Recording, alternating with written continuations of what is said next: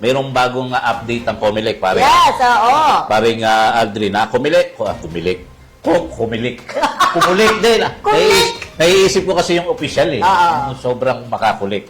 Comelec inilabas ang bagong schedule para sa barangay at SK elections 2025. Yes. Inilabas na ng Commission on Elections ang latest o binagong kalendaryo ng mga aktibidad para sa nalalapit na BSKE o Barangay at SK election.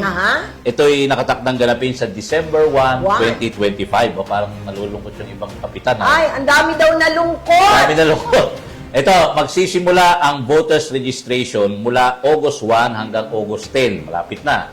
2025. At habang kasabay nito ang Special Register Anywhere Program o SRAP at online na aplikasyon para sa reactivation mula August 1 naman hanggang August 7.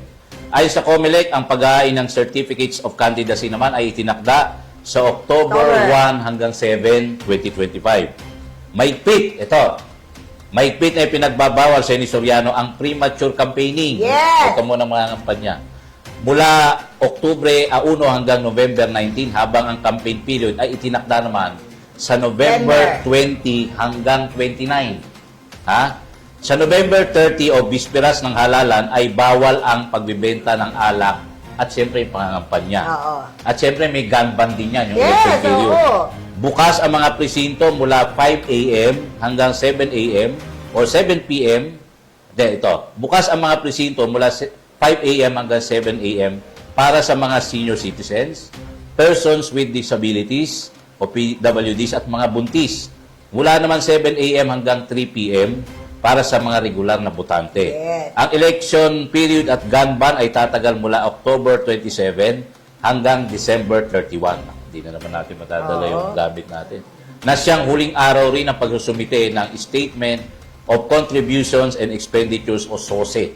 Nilinaw nga pala ng Comelec na ang registration para sa BARM ay tanging para sa BSKE 2025 lamang at hindi makakaapekto sa listahan ng mga botante para sa BARM parliamentary elections.